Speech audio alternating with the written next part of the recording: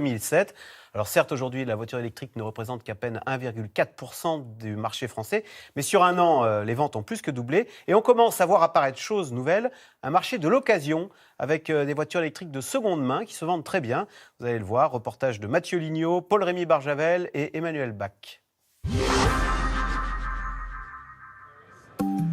Ce sont les fiertés de Carlos Ghosn. Les voitures électriques développées par Renault et Nissan. En 2016, l'ancien PDG de l'Alliance s'en vantait déjà. La voiture électrique, c'est nous qui l'avons lancée. Je suis très content de voir que tous les constructeurs se précipitent aujourd'hui pour dire c'est l'avenir. Il y a même de la surenchère. Il y en a qui annoncent 5 voitures en 2020, 2025, etc. Bon, nous l'avons lancé, nous l'avons annoncé en 2007. Nous sommes venus les premiers avec Clio, qui est la première voiture électrique vendue en Europe. Clio, Nissan Leaf et surtout Renault Zoé. Ce modèle électrique est le plus vendu en neuf et maintenant aussi en occasion. Car c'est la nouveauté du marché. Si le neuf progresse de 25% en un an, les premières voitures à énergie verte se vendent en seconde main. Selon des estimations, 10 000 à 15 000 véhicules électriques d'occasion ont été vendus en 2018. Soit une hausse de 61% en un an. Depuis le 1er janvier, bonne surprise pour les acheteurs. La prime à la conversion passe de 1 000 € à 2 500 € pour l'achat d'une voiture électrique d'occasion. Dimitri Clairet a lui aussi fait le pari de ce type de véhicule.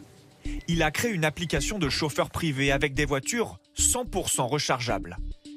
Terminé le diesel et l'essence.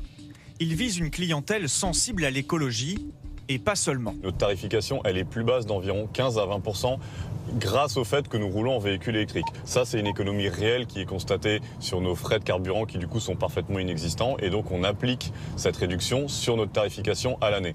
On prend son embout et on va aller le plugger. Une recharge lui coûte 1 € pour 300 km. Mais à ce prix, il faut trouver des bornes disponibles.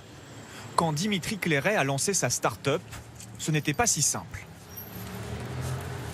Quand on s'est lancé il y a 3 ans, il y avait une seule borne de recharge dans Paris Intramuros. Aujourd'hui, grâce à la mairie de Paris et à ce système de bornes de recharge qui s'appelle Bélib, on a plus de 90 bornes dans Paris Intramuros. Ce qui signifie qu'en à peine 3 ans, on a multiplié par 90 le nombre de bornes. Et donc l'infrastructure se développant, on peut se permettre, nous, aujourd'hui, en tant que société, d'étoffer un peu notre offre et de développer aussi les différents services qui sont liés à notre service de transport.